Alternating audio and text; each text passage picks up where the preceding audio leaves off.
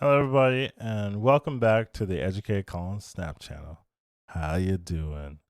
So today we are going to be covering beginner's guides. I don't have a beginner's guide or a deck list on my channel, and I definitely think I want to have something for beginners to utilize while they are trying to slowly get up to collection level 590 or so. So I have created 7 different decks. They're all pretty strong, I would say. I do think there is like a superior one, right? One that is the most consistent. That's the one we're going to be covering first.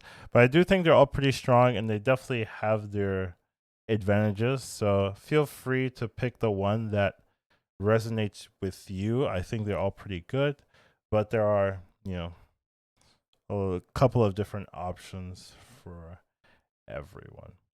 Let's get started. So the first one we're going to be talking about is what I think is the strongest build. This is a Kazoo or Kazar one drop rush.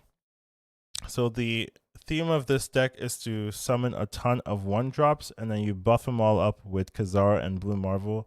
Now, one thing you want to do is you want to really start spamming your one drops after you play your Angelica and your Bishop, right? So Angelica is a card that when you play a card on this lane, it gets +2 power. So you play this card, you play 3 one drops or whatever, and it will get 6 power. So it's a 2-mana 6. Really good stats. And the same thing for Bishop. Every time you play a card anywhere, you get this card gains 1 power. So basically, those are your scaling units. You want to play those first, and then you start spamming your one drops through the board. So this is the strategy of the deck. Then you buff it up with Kazar. Kazar buffs one drops by 1 power, and then Blue Marvel buffs everything by 1 power. So it's just a very big dump of power in the later stages of the game. And the really nice thing is you can really figure out exactly how much power you want in every lane, right? With all these one drops, you have so much flexibility in saying, okay, I want 21 power here, I want 12 power here, I want 16 power on the right side. So you really get to control how much power you're putting into every lane. And that's really the big strength of this composition. So definitely think this is one of the meta decks that you're going to see a lot in pool 1. Just tier 1 Kazar rushing. Definitely a very, very strong build. Next up, we have another slightly altered version of Kazar. I mean, it is the best deck, so I do kind of have 2 deck builds. There's not too much changed here. The other thing we've really changed up is we've added an Onslaught. So Onslaught's a tier 6 or 6 cost unit that doubles your other ongoing effects at this location. So basically, you want to stack Kazar, stack Blue Marvel, and then you'll double both of those effects with Onslaught. So you really want to, unlike the last Kazar build where you just waited till the last turn to play all of your one drops, here you want to play your one drops as early as possible because you need to have enough mana to play the Onslaught last turn. So you need to already have played your card. So it works a little bit differently, but it's using a lot of the same pieces. So it's pretty good. And then we also have a Mr. Fantastic. This is just a really good card. And when you buff it at Onslaught, 4 power in adjacent lanes can be a difference maker. So just a very strong card, very good here. So definitely a nice addition. But overall, it's the same one drop engine. It just has another extra finisher if you want to go that direction. So those are the Kazar decks. I think they're usually the strongest, but there are tons of other options. So next up we have Dino. So Dino is a deck that revolves around this card, Devil Dinosaur. It gains +2 for each card in your hand. This is a really good card that stays relevant, like for the rest of your time in Marvel Snap. It's always a playable card, or a playable archetype, I guess. So this is just a very good card, very strong, very solid. So definitely a very powerful tool. And you really combo with that with Moon Girl. It's actually so ubiquitous. There's even Moon Girl in the art of a lot of dinosaur cards. They just go together so well. So this card duplicates your hand. So by duplicating your hand, you're able to fill your hand with cards, and then the Devil Dinosaur will get stronger for each card in your hand. So definitely just a powerful synergy. And then a lot of the cards are just synergizing with keeping your hand full. White Queen, Sentinel, Cable, they all give you card draw. So it keeps your hand full. There's a card that we don't play that fits that same archetype. It's called Mantis. So this card, if your opponent plays a card here this turn, excuse me, draw a card from their deck. So the problem I don't like with Mantis is that it requires you to guess correctly where your opponent has played. That's usually a little too hard, especially if you're new to the game. It's kind of too hard of a requirement to really encourage beginner players to do. So I kind of just skip this one. But if you want to try that, you could definitely put it in. It's just, I don't think the ease of execution warrants it being in the list.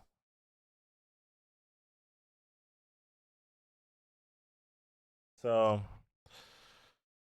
the other pieces for the composition, besides that, we have Jessica Jones. I think this is just a really strong 4-drop, and I try to put it in as many decks as I can in the early game or in the early collection levels, just because it's a 4-mana 8 power, which is really, really, really, really solid. Especially this stage of the game. This used to be one of my favorite cards, just because it did so much, and I would just be like Jessica Jones every time, and I was like, just a big fan of the card. Um, and then we do have some big power. Lizards just really good power, especially if they can't fully contest. This can sometimes fall off if they fill the location, so you do have to be careful when you play this card, but it does have the potential for success. And then just Electra, I think, is just a really, really good tool, pull 1. Mostly because a lot of people aren't running armor or anything like that. And a ton of people are going to be running Ant-Man. So what you can do is turn 6, you play Electra. You kill off their Ant-Man or a 1-drop in the Ant-Man location. You turn off their Ant-Man. And it's such a huge swing in points, right? They go from gaining plus 6 or something to go to gaining +1. So it's such a strong card in pool 1. Definitely want to incorporate that into as many decks as possible. And then we just have Chavez here. A solid card, not like super, super core, but it just lets you draw your other pieces in a timely manner so that everything kind of fits in place. So definitely a good safe card. Turns your deck into 11 cards. You're not going to draw this until the last turn, so it's a lot more consistent that you'll draw the cards you need on the turns that you need them. So that's the next option. It's pull 2 Dino or pull 1 Dino, fairly strong. So next thing, we have kind of a same strategy. It has the Dino base, but this is more of a counter composition than anything. So a lot of the cards are still very sim, but we do have some key changes. So we have Cosmo. So Cosmo will prevent on reveal abilities from happening in the location. So that can really shut down some players, especially if you know what they're trying to do, how they're trying to play. This card can really be the difference maker on making sure they can't do anything. So definitely a good boy, definitely a strong unit. And then you have Enchantress. So Enchantress will remove the abilities of all ongoing cards in this location. You do have to be careful not to play this after you've played like your Devilsaur or sometimes your Mr. Fantastic. But usually your opponent will have random things on their board that can be hit. Blue Marvel, Kazar, Iron Man. So there's a lot of like good targets in pool 1. So this Enchantress will basically just shut that all down and guarantee you a really nice lane. So this is part of an ongoing archetype of playing cards that counter what your opponent is going to do, but this is like a good early taste in how it can perform in pull 1. And you still have the Moon Girl, Devil's Sword, Engine fallback plan in case they don't have those cards that you want to counter. You can still just play a big Dino and win the game through that way. All right, next up we have the ongoing cards, the ongoing meta. So these cards are just cards that have ongoing abilities. So ongoing abilities are cards that just always stay on, always stay active, unless they get shut down or something changes. But they're just usually very strong cards, have really strong effects. Iron Man, for example, doubles the power at your location. So it's just really, really good. So here we're focusing on Spectrum. So this is a on reveal that gives all your ongoing cards +2 power. And because we're running Spectrum, we're running a ton of ongoings. There's so many ongoings. Things like Namor, right? +5 power if it's the only card here can be really, really strong. If they think they can contest it, you can psych them out with a Claw, which gives +6 power to the location to the right, or you can buff him +2 with the Spectrum. So you can really do a lot of work with this sneaking power into locations they might not be expecting. So definitely a big fan of this type of archetype. This was maybe my favorite archetype when I was playing until I guess I switched fully to Zoo archetype. But before that, this was definitely one of my favorites. So definitely a strong archetype. You can catch people off guard. This is definitely one that can win a tons of queues because they think they're going to win, but then you play a Claw and you subvert their expectations. So definitely like this archetype. Definitely think it's viable. Think it's pretty good. And next up, we have another ongoing deck. However, this time we now have Onslaught again, right? So in the Kazoo deck, we had Onslaught. This one we're doing Onslaught, but with the ongoing effects instead. So there's no Blue Marvel, there's no Kazoo. Instead, we're going to be abusing things like Claw, things like Iron Man, things like Mr. Fantastic, things like Ant-Man, right? So you want to play either your Ant-Man or a 2-drop in the same location. On 3, you want to play Mr. Fantastic. On 4, you want to play Claw or Iron Man. I mean, on 5, you want to play Claw and Iron Man. On 4, you play Namor in a different location. You could also add a Jessica Jones, but I guess that's going to be too complicated. But on 4, you just want to play Namor in a different location, or you want to play 2-2-drops in different locations. You just want to spread out. But you basically want to do something like Claw. You want to win like maybe the middle location. So you go like Mr. Fantastic, Claw, Onslaught, right? So the Mr. Fantastic will give you +4 to the other locations. Claw will give you +12 to the location on the right. And then the Onslaught just gives you so much power, 7 power there, while contesting the other lanes as well. So this lets you do this big bomb at the end with the Onslaught, getting so much synergy to kind of dominate the location you're in, plus other locations due to Mr. Fantastic and Claw. So that's the real power of this deck. So definitely a fun one. This is a fun list. If you want to try it out, see how it feels, be my guest. And then last but not least, we do have an on-reveal deck. So this one is the last one I have in the list. So this one kind of utilizes Odin. So Odin will activate the on-reveals of your other cards at this location. So you want to synergize this with strong on-reveals. We have cards like White Tiger, which will add a 7-power tiger to one of your other locations. We have things like Wolfsbane, which will get +2 for each other card you have here. You have cards like Ironheart, which gives +3 to 3 other friendly cards, +2 power to 3 other friendly cards. And you can combo that again with Odin, right? So you proc those on reveals and then you play Odin. Odin will proc all those on reveals again. And you get this huge big burst of power. So a lot of people sometimes run Gamora. Let me show Gamora. So Gamora is a 5/7 that will, if your opponent plays a card here this turn, you'll get +5 power. So this could be a 5/12.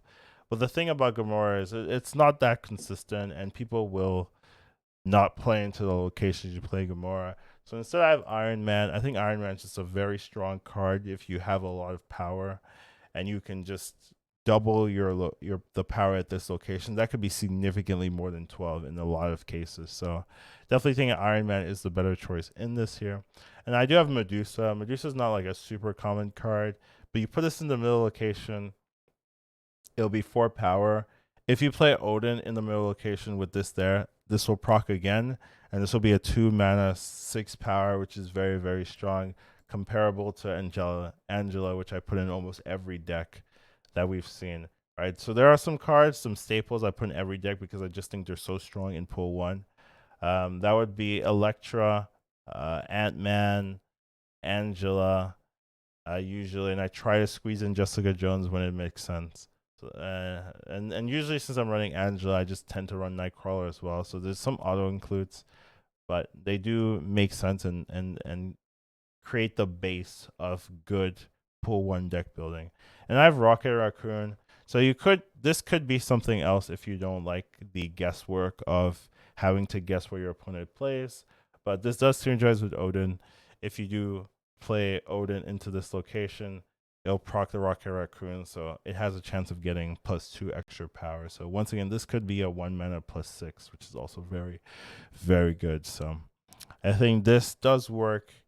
It is, on my lower tier of deck, but it is playable. And if you like this type of effect, you like this type of gameplay, I think they're all viable, and you'll probably do well with any of these lists. So I wouldn't be too worried about, oh, I have to pick the best one. Just pick one, see if you like how it plays. That's the most important thing, and then go from there. So those are the 7 decks that we do have here. I would say, especially for beginners, just try to understand the game. Just try to have fun. Try not to worry too much about, progressing too much or rushing. This is a game to be enjoyed, and this is a game to really understand the combos and tricks. This is a good learning period of just understanding locations, understanding how cards interact with each other. A lot of these cards you're still going to be using very, very late into your collection, so these cards don't really fall off. A lot of these cards you will still be using, so you want to get familiar with them. You want to understand how they work, why they're good, things like that, how to play around them, right, as you're using these cards. So that's just my tool. I wanted to have a beginner's deck builds because people will come in the stream and ask, hey, what deck should I build if I'm in pool one, if I just started. Here you go. These are a lot of lists, and I think they're all pretty strong. So hopefully you enjoyed this. I changed the lighting a little bit. I don't have the full lighting today, but hope you enjoyed it. Take care and have a wonderful rest of your day.